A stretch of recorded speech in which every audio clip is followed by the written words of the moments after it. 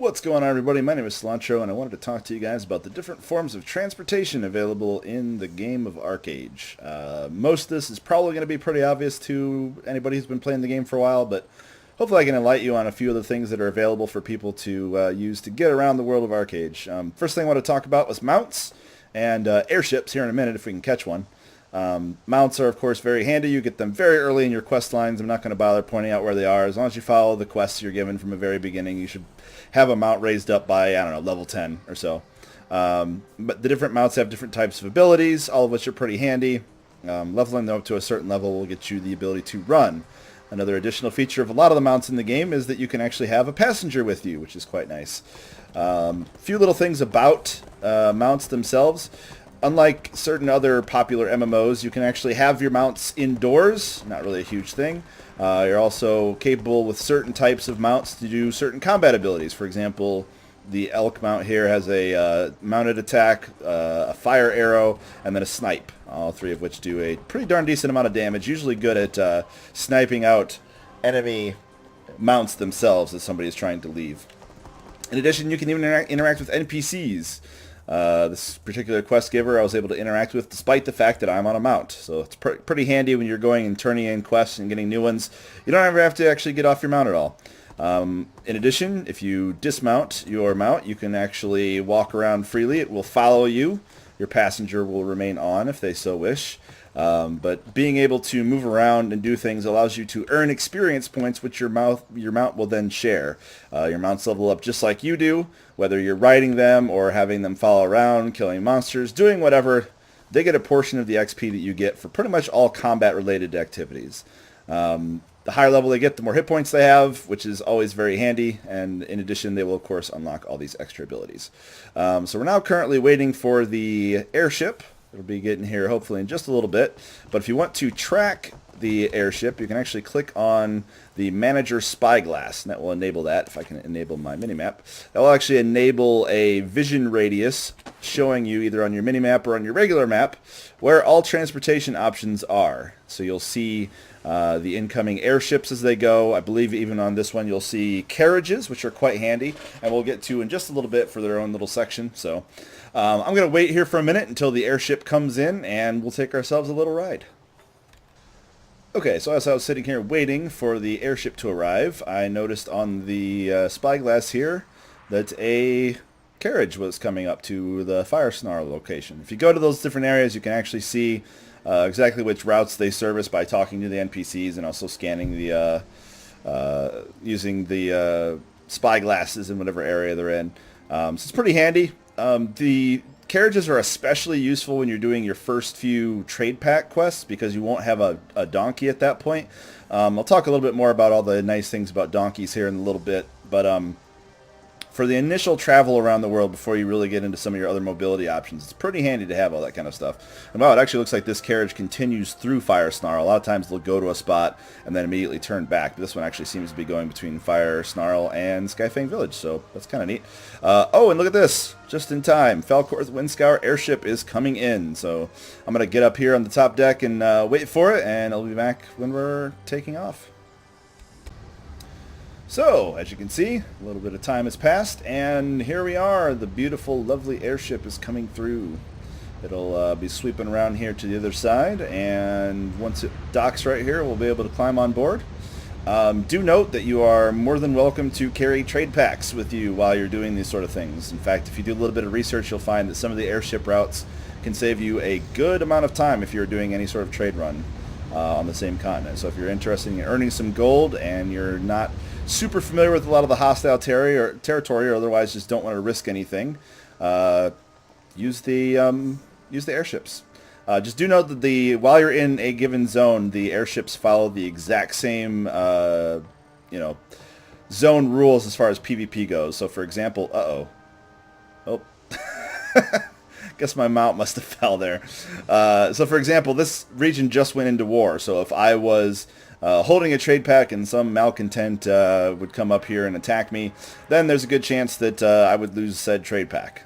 So you just got to be very careful about that while you're out and about. So I'm going to go ahead and take a nice little trip on this airship, and I'll show off a few things when we get into the middle of our flight. Be right back. Okay, We are sailing towards the beautiful sunrise and apparently jerking around a lot. That's fun. And I want to show you guys a few options before I make a daring escape from the airship here in a moment. If you go into your options and click on functionality, you can see these two options right here, double tap to dash and double tap jump to deploy glider. These are very handy things for maneuverability. It's up to you whether or not you want to use them, but I do encourage both of them. Dashing is a really, really good way to get around early in the game of ArcheAge. And even if you just need to go in certain areas for a very brief moment, it's nice to be able to dash around. Really quick boost of speed. It does consume your mana at a pretty reasonable clip, but it is very nice to actually have it. If you're transporting trade packs, you can use it until you get your donkey to give yourself a little bit more speed.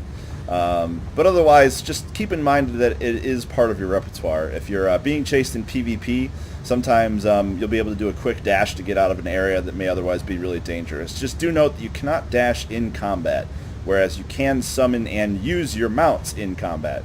So that's very, very important to keep in mind. So, you know, I could be riding this all the way to the other destination, but I feel like having a little bit of fun, and I need to talk about gliders anyway. So I'm going to go ahead and hop off the back end of the ship here.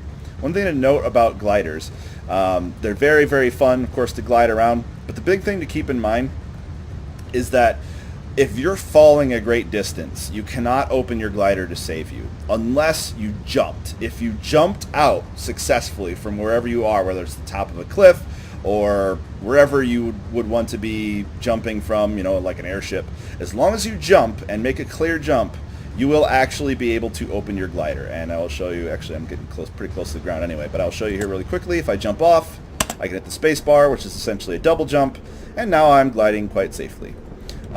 Gliders are really an excellent way to get around. They're good for PvP engagements.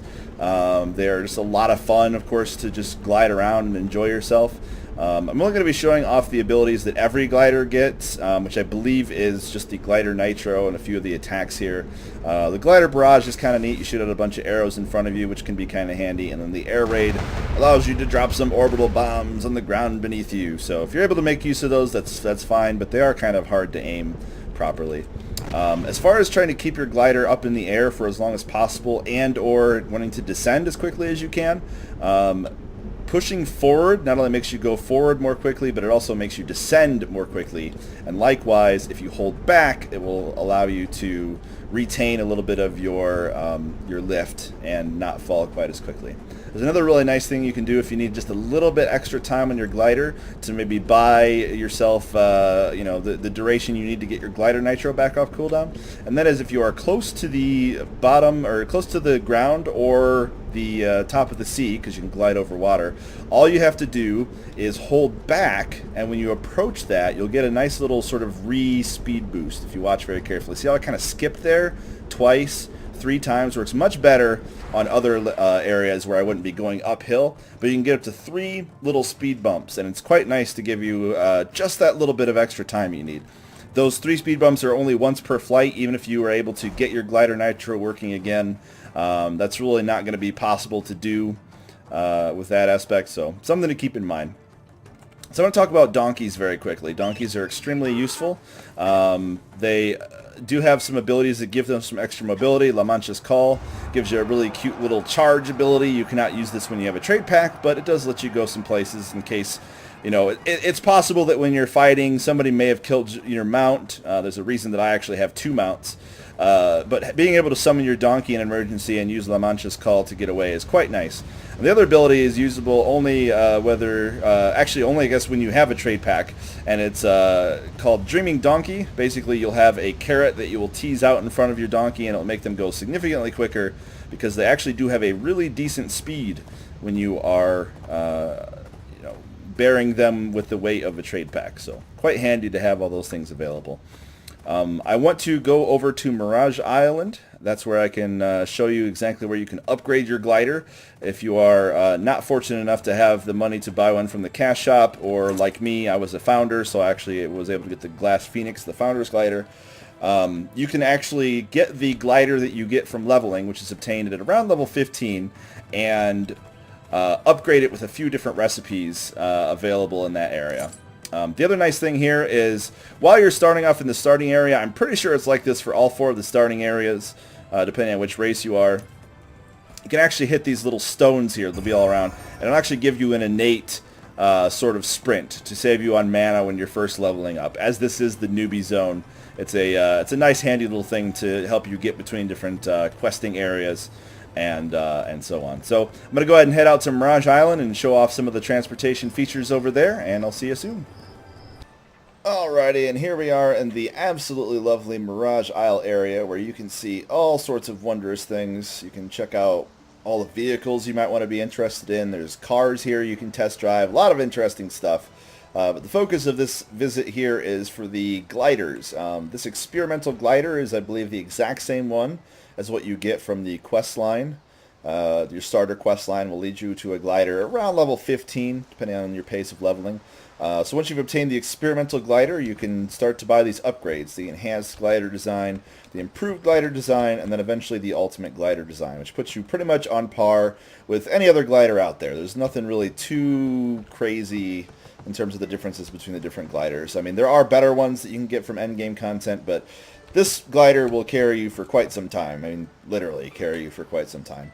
To the best of my knowledge, all you have to do is actually just buy the pattern, and then using whatever workbench it tells you, you can combine your existing glider with the pattern. No other materials necessary, which is kind of nice if you ask me. So that pretty much covers all I have to say about gliders for now. Get to a little bit more later in the video, but while I'm here, I'm going to try to take a look at some of the boats that are available. So I'll see you in a second. Okay, so I might have gotten kicked out of Mirage Isle, something about public indecency. I don't know, I couldn't really hear what they were talking about.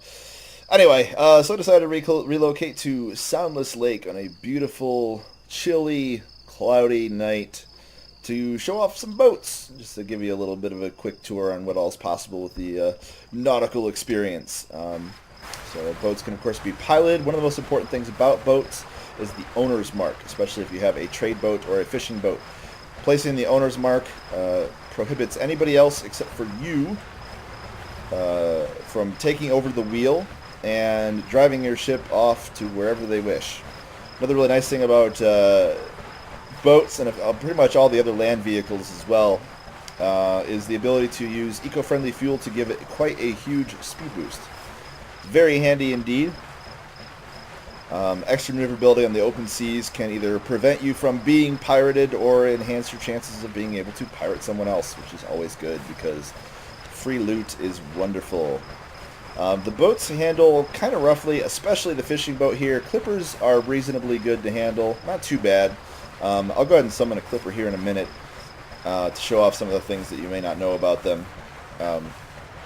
So practicing your maneuverability, especially on safe waters like this, when you first get your boat, may not be a bad idea, because the worst thing that could happen to you if you're out in the open seas is finding yourself getting caught out in a PvP situation where you're not able to successfully move your ship in the proper way, and you end up losing out on either your own trade packs or someone else's trade packs or whatever.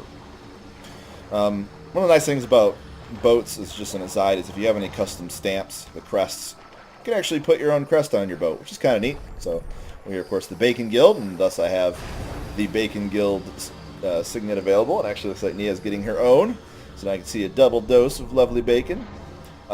She has a Adventurer's Clipper, which has a cannon on it instead of the harpoon that I have. You can even get a nice little portable harpoon cannon. There's a underwater breathing device you can use.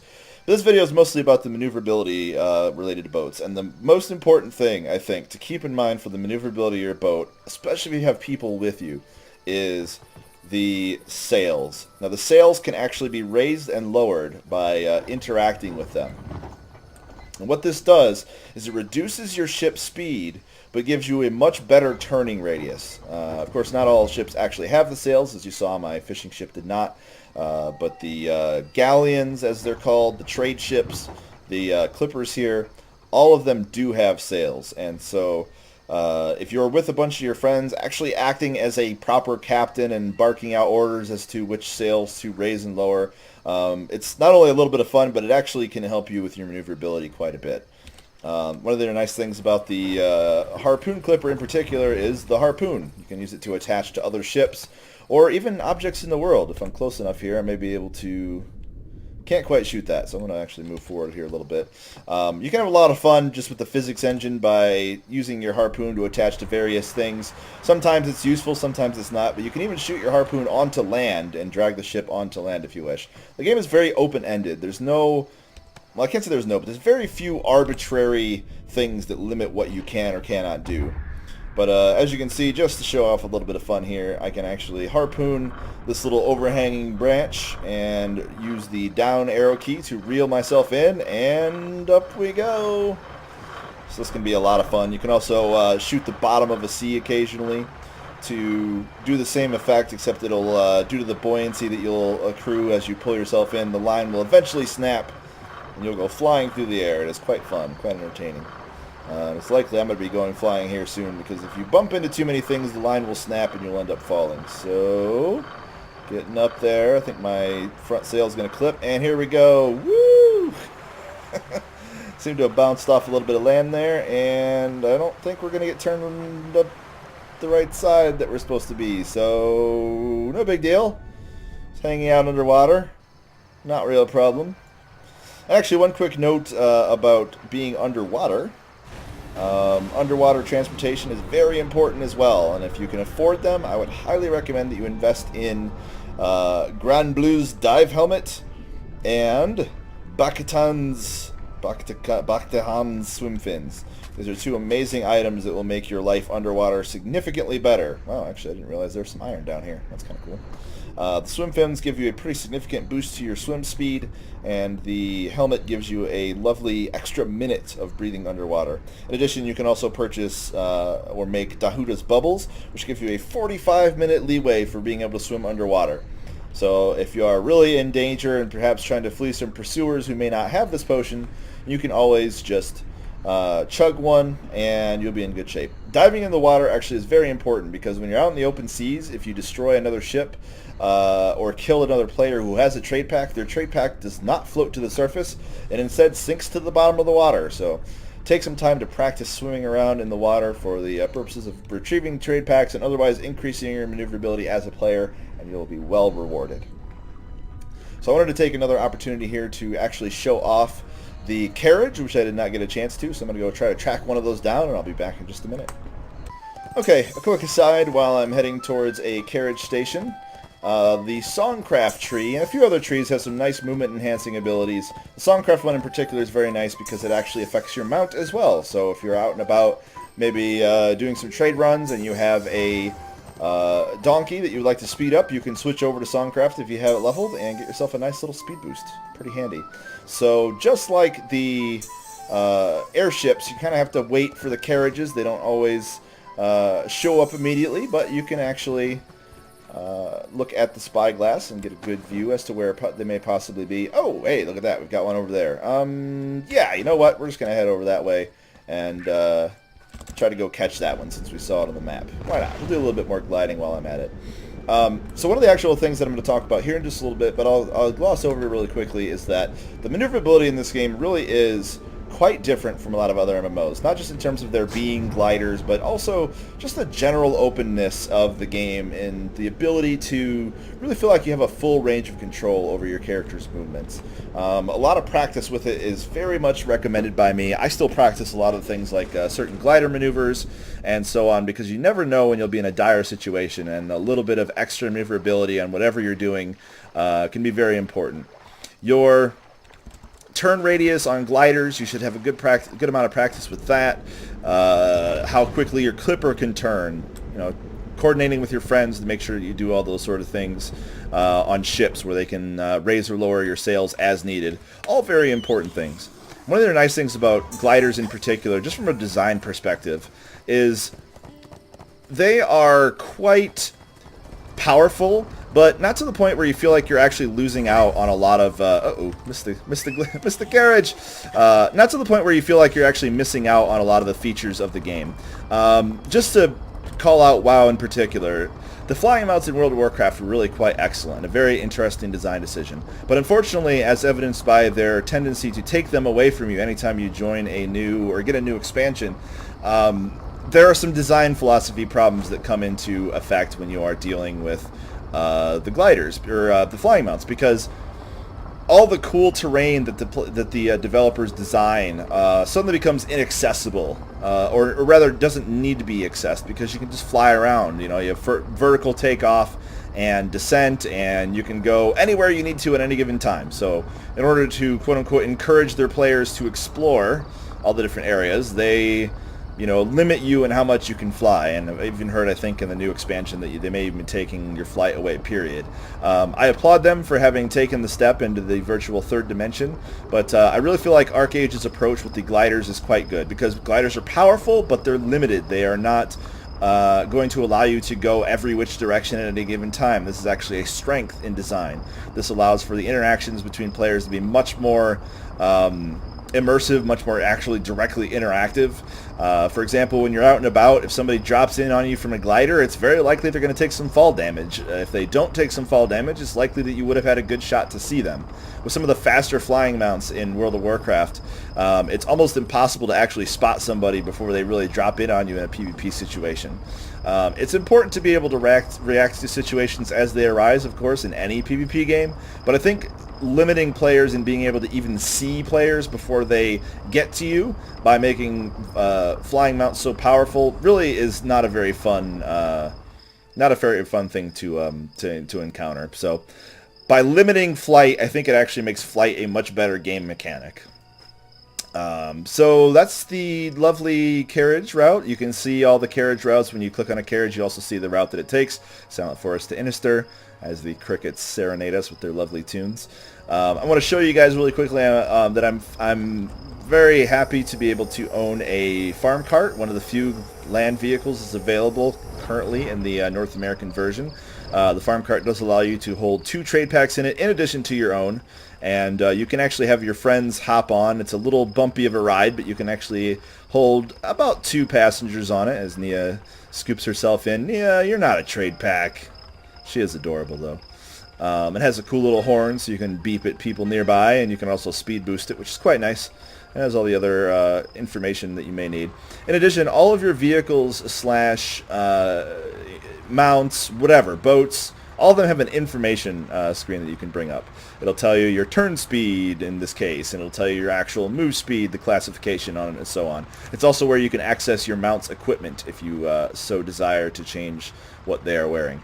Lots of really, really important things. So I'm going to go ahead and head out to some locations where I can show off a few of these slightly advanced ways that you can use your transportation to your benefit. But largely, I think I've covered most of the bases. Let's see here. Mounts, vehicles. Oh, crap. I forgot about teleportation. So I might as well take care of that really quickly here. So I'm going to go ahead and unsummon this. There's 2 forms of teleportation. There is recalling. My current recall location is actually in Cairnord. When you're going around to the different locations, you'll actually see a book in inns and so on. You can actually track these on your map. I believe they are noted as, if I could find it,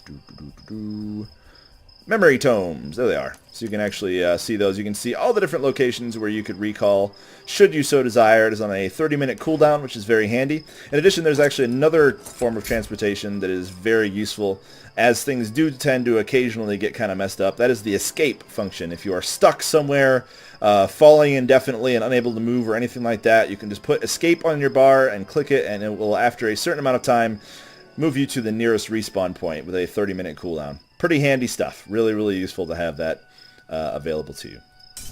In addition, there is the teleport book, which you are given right at the very beginning of your adventures in the world of ArcheAge. If you click on it, anytime you go through any of the major sort of areas in a zone, you will record them automatically in your teleport book. You can rename them, you can even delete some if you wish, but you can flip through the pages, you select one, you hit open world gate, and it will create a portal to that area.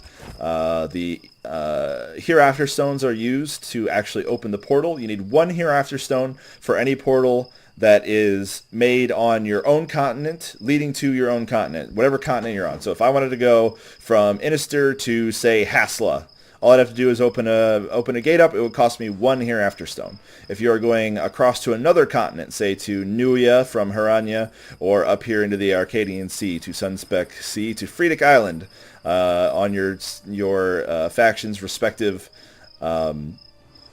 base, that costs you 3. And even if you are in the sea right off the coast, if you are technically in the sea zones, teleporting pretty much anywhere will cost you 3 hereafter stones. So be careful of that. The nice thing about these portals, as you summon them, and I'm actually going to go ahead and head to my own home to explain some more things. The nice thing about these portals is that anybody can jump through them.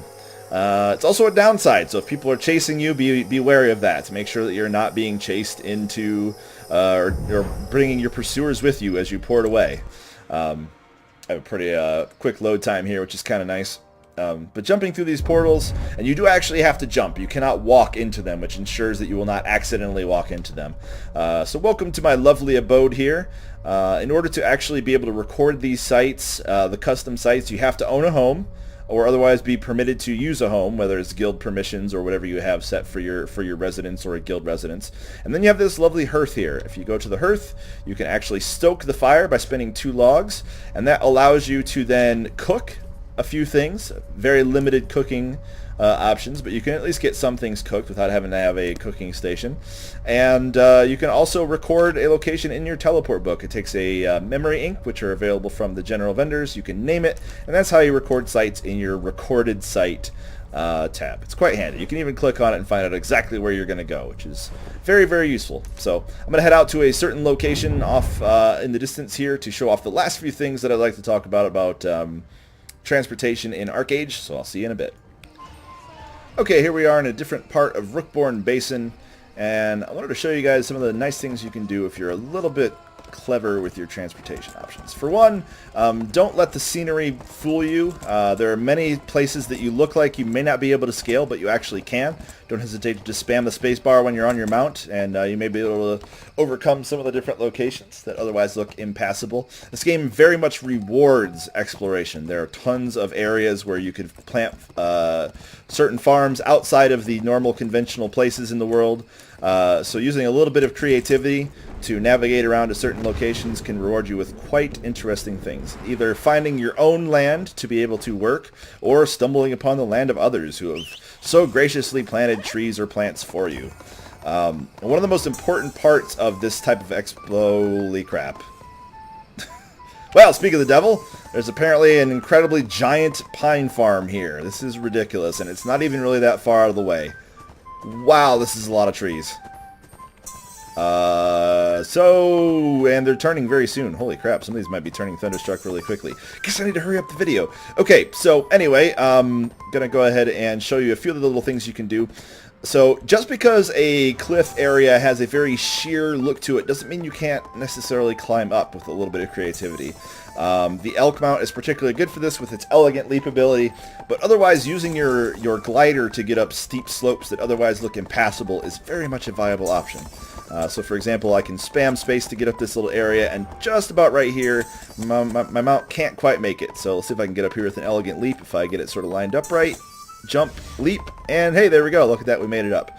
And I'm going to go ahead and let myself slink down here again to show you the same maneuver done on a glider. When you're doing this on a glider, it's very important to delay the speed boost you have with the glider till the very last moment. So sail up a little bit, and right before your wings are going to furl, you should do it, and you'll get the most distance you can. So it looks like Nia made it up there successfully, so I will go ahead and try it myself. Give myself a little bit of time and hit the speed boost, and there we go. I was able to make it up just fine. And there's an entire other world for you to explore. So I encourage you guys to get lost in the world and enjoy your exploration. Whether or not you like to explore a lot in games, it's worth your time because you will often find things like giant pine farms that are not really that obscurely hidden. So I'm going to go investigate that and maybe get some lucky Thunderstrucks, see if we can get into some PvP shenanigans. But either way, thank you guys so much for watching the video. I hope you learned something. If you have any extra tips that I may not have completely covered, feel free to leave them in the comment section, or you can tweet to me at CilantroGamer, and I hope to see you back on YouTube or at my live stream sometime soon. Have a good day and enjoy your time exploring ArcheAge.